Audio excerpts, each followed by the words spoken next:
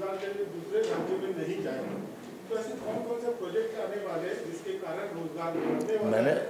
और क्या ऐसा भी वक्त आएगा कि जो मुंबई दिल्ली जैसे शहरों में हमारे बिहारी प्रवासी बसे हैं वो लौट के फिर से बिहार जाएंगे? मैंने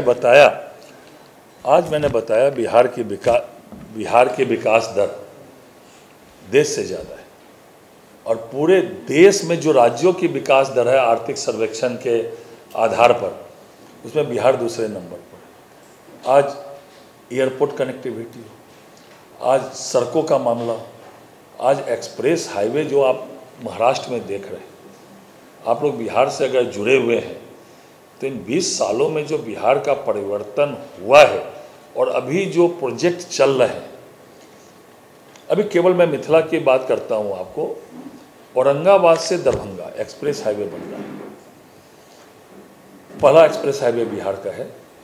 और ऐसे ऐसे कई हाईवे, वहाँ बड़े बड़े हाईवे बन रहे हैं, जिसके कारण एक तो रोजी रोजगार, नौकरी बढ़ रही है, लोगों की आर्थिक समृद्धि बढ़ रही है, लोगों का रोजगार का साधन बड़ी संख्या में सृजन हो रहा है।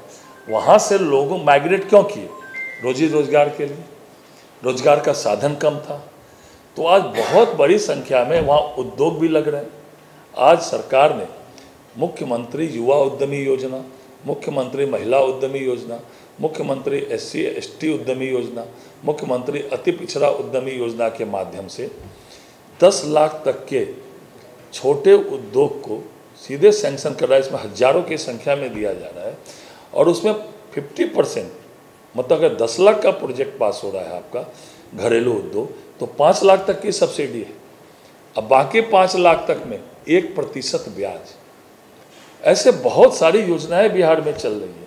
अगर आप प्रमाणित संस्थानों में पढ़ रहे हैं तो डायरेक्ट क्रेडिट कार्ड के माध्यम से सरकार आपको पढ़ने के लिए लोन दे रही है, लेकिन अगर आप पढ़ लिख कर लोन चुकाने की स्थिति में नहीं है तो लोग सरकार उस पर भी विचार कर रही है कि उस लोन को वेव कर दे। तो आज बिहार सभी क्षेत्रों में आगे बढ़ रहा है, चाहे वो आधारभूत संरचना हो, चाहे शिक्षा का माध्यम हो, चाहे उद्योग का माध्यम हो, सभी माध्यमों में जो है बिहार आगे बढ़ रहा है। और ये हम नहीं बोल रहे, ये भारत सरकार का डाटा है या बिहार सरकार का डाटा है। उस डाटे से प्रमाणित हो रहा है कि आज बड़े रोजगार के साधन बिहार में सृजन हो रहे हैं, और हमारे भाई बंधु जो माइग्रेट किए वो रोजगार के कारण नहीं ज़्यादा किए। और यह 2005 से 15 साल के कार्यकाल में जो लॉ एंड ऑर्डर का मामला था, कानून व्यवस्था का मामला था, उसमें भी बहुत लोगों ने अपनी संपत्ति बेच के जो है आए। लेकिन अब वो कानून व्यवस्था में अब ये कोई नहीं कह सकता बिहार में कि अपराध और अपराधी को सत्ता का संरक्षण प्राप्त है। ऐसा नहीं है, पहले था, निश्चित मुझे कहने में कोई अतिशयोक्ति नहीं है, लेकिन आज ऐसा कोई नहीं कह सकता। आज कानून व्यवस्था का बात हो या सभी क्षेत्र में बिहार अग्रणी भूमिका में है, इसीलिए मैं बता रहा था ये बात। और एक बात बहुत अच्छी कही आपने सर, राम मंदिर के तर्ज पर सीता मैया का मंदिर बिहार में बनने जा रहा है, तो क्या लागत होगी और आपको क्या लगता है इससे बिहार का टूरिज्म कितना बढ़ेगा, और कौन कौन से स्पोर्ट जो टूरिज्म होता है बहुत बड़ा रोल निभाता है किसी भी स्टेट के रेवेन्यू को बढ़ाने में, इसके लिए आप क्या करें? नहीं, मैंने आपको बोला कि आज हमारा नालंदा का जो विश्वविद्यालय था वो लगभग खंड खंड हो गया था, कोई जाते नहीं थे। आज फिर से अपने पुराने रूप में लौट गया। आज आप राजगीर जाइए, मैं आपको कह सकता हूँ, राजगीर आप लोग अगर नहीं गए होंगे पिछले 15-20 सालों में तो आज जाइए, आपको वो जो टूरिस्ट डेस्टिनेशन मिलेगा, आपको लगेगा नहीं कि वो पुराने वाले बिहार में हमें। और जितने हमारे पौराणिक स्थल थे उन सभी स्थलों को सरकार डेवलप कर रही है। अभी जो टूरिज्म का जो आंकड़ा आया था बिहार का, वो आंकड़ा अभी मेरे पास नहीं है, लेकिन अभी जो आर्थिक सर्वेक्षण में आंकड़ा आया था वो देश के किसी भी टूरिज्म से जो टूरिस्ट की जो आवाजाही है उसमें सबसे ज़्यादा बिहार में अभी जो है पर्यटक आ रहे हैं। आप लोग के पास आंकड़ा होगा, संजोग से वो नहीं है, मैं आपको दे दूंगा, आ रहे हैं। जहाँ तक जनक जाननी मैया सीता की सीतामढ़ी में, तो उसमें सरकार ने बनाने का मतलब सरकार ने बनाने का निर्णय ले लिया। 50 एकड़ ज़मीन जो है उसके लिए 50 एकड़ के, बाकी जैसे जैसे उसमें आगे बढ़ेगा आप लोग के माध्यम से हम लोग बताएंगे, लेकिन निर्णय हो गया है कि वहाँ सीता मैया के पुनौरा धाम में जो है उस तर्ज पर जो है बड़ा मंदिर जो है का निर्माण कराया जाएगा। सर, बिहार तरक्की कर रही है। बिहार एक ऐसा राज्य है जहाँ सबसे ज़्यादा लोग पलायन करते हैं रोजगार के लिए, लेकिन अब तरक्की कर रही है, ऐसी अच्छी न्यूज़ भी आ रही है। लेकिन एक और इस न्यूज़ आ रही है कि बिहार में स्वास्थ्य की समस्या है, 49% डॉक्टरों की कमी है। अगर आप उसे बता सकें। देखिए मैं बताता हूँ, मैंने पहले बताया आपको कि बिहार में ये भारत सरकार का आंकड़ा है। पूरे देश में सरकारी अस्पतालों में निःशुल्क दवा वितरण में बिहार का डाटा नंबर 1 आया है, 74% समथिंग है, और राज्यों का उससे काफ़ी नीचे है। और एम्स, अभी बिहार में दूसरा एम्स हमारे दरभंगा में माननीय प्रधानमंत्री जी ने शिलान्यास किया है। मेडिकल कॉलेज प्रत्येक जिले में एक सरकारी मेडिकल कॉलेज की मैं बात कर रहा हूँ, खुलने का नीतिगत निर्णय ले लिया। 21 मेडिकल कॉलेज प्रारंभ हो गए। कैंसर हॉस्पिटल, बड़ा कैंसर हॉस्पिटल मुजफ्फरपुर में अभी इसी माह उद्घाटन होने वाला है। वो माननीय स्वास्थ्य मंत्री जी समय ले रहे हैं दिल्ली से, कब मिल जाएगा। दरभंगा में भी 100 बेड का अभी पिछले दिनों ही स्वास्थ्य मंत्री जी ने कैंसर का उद्घाटन किया है। पटना में विश्व का सबसे बड़ा सरकारी अस्पताल 5462 बेड का, मैं बता रहा था 5462 करोड़ का, 5400 की लागत से बन रहा है, 5400 करोड़ की लागत से। और उसमें जो है प्रथम चरण का कार्य भी पूरा हो गया है। जहाँ तक चिकित्सक की बात है, ये मैं स्वीकार करता हूँ, चिकित्सकों की थोड़ी कमी है, उसमें भी लगातार बहालियाँ हो रही है। पिछले साल भी, इस साल भी चिकित्सकों की, पैरामेडिकल स्टाफ की, विशेषज्ञ चिकित्सकों की लगातार बहालियाँ हो रही है। तो आपका जो प्रश्न है वो भी थोड़ा कम है डॉक्टर, मैं मानता हूँ, लेकिन उसका भी जो है निदान हो रहा है। सर, मैं काफी इंटरव्यू करता हूँ, उस इंटरव्यू के दौरान जो भोजपुरी की इंडस्ट्री है, फिल्मी इंडस्ट्री, और 2 बड़े नाम है पवन सिंह के साथ, और ये हर जगह बोलते हैं कि सब्सिडी के कारण सब्सिडी उनको प्रॉपर नहीं मिलती है। जो आप अगर बता सके कि जी मैं बताता हूँ आपको, योगी जी के यहाँ से सब्सिडी मैं बता, मिलती है, इसलिए आधार कार्ड बिहारी लोग वहाँ शिफ्ट कर रहे हैं, ऐसा आ रही है। मैं बताता हूँ। हमारी सरकार जो दोबारा आई, जो भाजपा अभी पिछले साल जो है, उसमें सरकार ने नीतिगत निर्णय ले लिया। हमारी सरकार का कला एवं संस्कृति विभाग इसको देख रहा है, नीति निर्धारण हो गया। आप लोग के पब्लिक डोमिनेंट में वो नीति भी है। सरकार जो बिहार में जो फिल्में बनेगी उसमें जो है बड़ी मात्रा में सरकार जो है उसमें सहायता देगी। एक पब्लिक डोमिनेंट में पूरी वो पॉलिसी भी है, जो हमारे फिल्म की पॉलिसी। और पिछले दिनों पूरे देश के जो बिहार के हिंदी भाषी जो बनाने वाले फिल्म थे उनको भी बुला के, होटल ताज जो मुंबई में है उनको बुला के, सॉरी मुंबई में नहीं, पटना में जो होटल ताज है उसमें भी सभी का मिलन हुआ था। और ये सरकार निर्णय कर चुकी है, उसकी पॉलिसी जो है पब्लिक डोमिनेंट में है। हम लोग बड़ी मात्रा में सहायता जो है, जो बिहार का फिल्म है, भोजपुरी फिल्म है जो बिहार के लोग बनाएंगे उसमें देने जा रही है, और वो नीतिगत निर्णय भी सरकार ने ले लिया है। आज कहीं ना कहीं देश भर में भोजपुरी इंडस्ट्री काफ़ी तेजी से बढ़ रही है, और मनोरंजन के कारण लोग बहुत पसंद भी करते हैं। धरनी भी काफ़ी बढ़ता है। योगी जी ने जैसे फिल्म सिटी का निर्माण कर रहे हैं यूपी में, आप लोगों की भी इस तरह की कोई योजना का प्लानिंग है? नहीं, मैंने बताया ना आपको, पब्लिक डोमिनेंट में हमारी पॉलिसी बन चुकी है, और वो आप लोग नेट पे सर्च करके भी निकाल सकते हैं। पूरी फुल प्रूफ पॉलिसी बनी है, और बड़ी मात्रा में हम लोग सहायता जो है, चाहे वह भोजपुरी फिल्म हो, चाहे हमारी मैथिली फिल्म हो, चाहे अंगिका फिल्म हो, चाहे हिंदी फिल्म हो, इन सबको को जो है सरकार जो है देने का निर्णय कर चुकी है। और जहाँ तक मेरे विभाग का मामला है, राजस्व एवं भूमि सुधार विभाग, ये आम लोगों के जन सरोकार से जुड़ा हुआ विभाग है। तो आपको मैं जानकारी देता हूँ, ये पूरा ऑनलाइन सिस्टम है।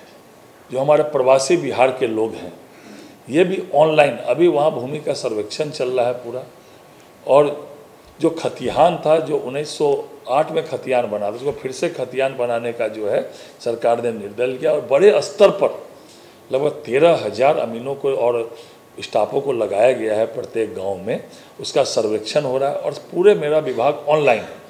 मुंबई में बैठे हुए प्रवासी भी यहाँ बैठ के अपना दाखिल खारिज करा सकते हैं, अपना मोटेशन करा सकते हैं, अपने जमाबंदी करा सकते हैं, वो पूरा ऑनलाइन है, ऑनलाइन के माध्यम से। तो मेरा भी विभाग जो जन सरोकार से जुड़ा हुआ है, जिनके पास ज़मीन है वो भी जुड़े हुए हैं, और जो गरीब अनुसूचित जाति अति पिछड़े भूमिहीन हैं वो भी जुड़े हुए हैं, क्योंकि उनको भूमि देनी है और बाकी लोगों की भूमि को सही से सब कुछ हो जाए वो देखना है। तो पूरा विभाग हमारा ऑनलाइन है।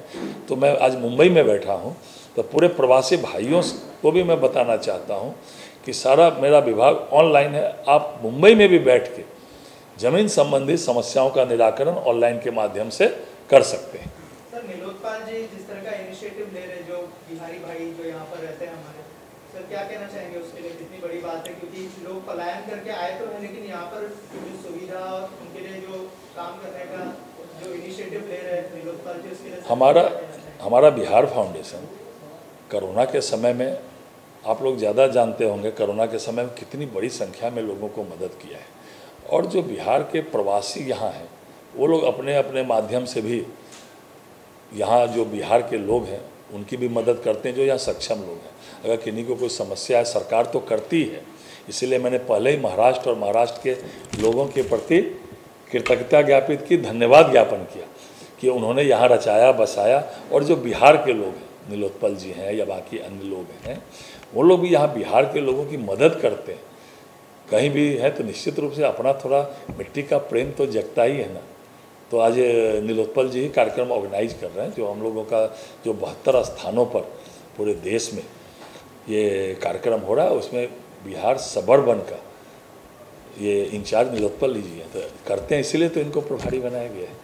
सर, इसके अलावा स्पोर्ट्स को लेके आजकल हमारा देश बहुत आगे जा रहा है, तो सर स्पोर्ट्स को लेकर भी लोग जो है, बिहार में अंतर्राष्ट्रीय स्टेडियम राजगीर में बना, अभी एशियन हॉकी वहाँ हुई, फिर से एशियन हॉकी इस बार भी जो है एशियन हॉकी ड्यू है।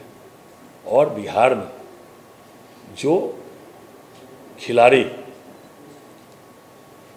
राष्ट्रीय स्तर के में compete करते हैं, चाहे वो एशियन गेम हो, चाहे ओलंपिक गेम हो, चाहे कुछ मानक है उस मानक में कंप्लीट करते हैं, सीधे सरकार उनको सरकारी नौकरी देती है, फर्स्ट क्लास से लेके और 3rd क्लास तक। जिस रूप में वो compete करते हैं, सीधा सरकारी नौकरी खिलाड़ियों को मिल रही है।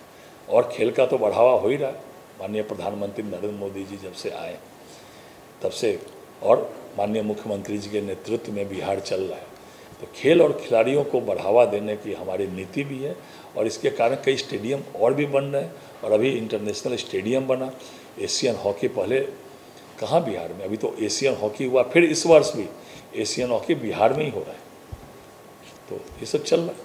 सर, बिहार के बहुत सारे लोग मुंबई में हैं और यहाँ की लोगों की एक बड़ी समस्या है, वो रोजगार करते हैं और यातायात के उनके साथ एक दुर्व्यवहार होता है, उनको एक ऐसे शब्दों का प्रयोग होता है जो अच्छा नहीं है और मारपीट तो होती है, ये आप भी जानते होंगे। ऐसी समस्या से निजात पाया? नहीं, ऐसा नहीं है। महाराष्ट्र में एनडीए की सरकार है और बहुत अच्छे तरीके से वो हमारे प्रवासी भाइयों और बहनों का ध्यान रखते हैं, और वो भी मिलजुल के सब लोग रहते हैं।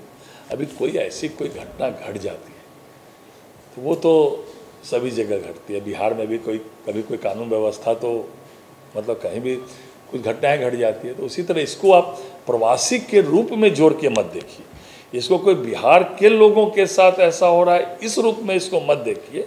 इसको ये देखिए कि ठीक है, घटनाएं कुछ कुछ घट जाती है, लेकिन सरकार तुरंत उस पर कार्रवाई भी करती है। तो इसको प्रवासी के रूप में इस घटनाओं को न देखकर, विशेषकर बिहार के लोगों के साथ ऐसा हो रहा है ऐसा नहीं है, उस सामान्य कारण से बराबर घटनाएं पूरे घटती है, तो उसमें हो सकता है इसको प्रवासी के रूप में ऐसा नहीं है। यहाँ भी एनडीए की सरकार है और बहुत अच्छा आदरणीय देवेंद्र जी के नेतृत्व में काम चल रहा है। सर, एक लास्ट ये जो लोग यहाँ हैं, अब गाँव जाने वाले हैं, उनकी सबसे बड़ी समस्या होगी टिकट की, जो मिलना बड़ा मुश्किल हो जाता है। काला बाजार इतने उच्च लेवल पे है, मिलता ही नहीं, टिकट पहले नंबर पे नहीं। फेस्टिवल में स्पेशल ट्रेन आदरणीय नरेंद्र मोदी जी के नेतृत्व में बहुत चल रही है। आप उल्टा के देखिए पहले का डाटा और अभी का डाटा, ये मानता हूँ थोड़ी बहुत समस्या, लेकिन बहुत समस्याओं का निदान भी हुआ है। अब तो सीधे मिथिला के लोग यहाँ फ्लाइट में बैठते हैं और दरभंगा में उतरते हैं, तो फ्लाइट भी बढ़ रही है, ट्रेन भी बढ़ रही है और भी आगे बढ़ेगी। हम लोग प्रयास कर रहे हैं, बिहार सरकार भी प्रयास कर रही है। तो चलिए, बहुत बहुत धन्यवाद आप लोगों को। एक बार कैमरा बंद करके व्यक्तिगत परिचय जो है हो जाए, हम लोग जिस काम के लिए आए। हाँ, चलिए, बहुत बहुत धन्यवाद बिहार फाउंडेशन।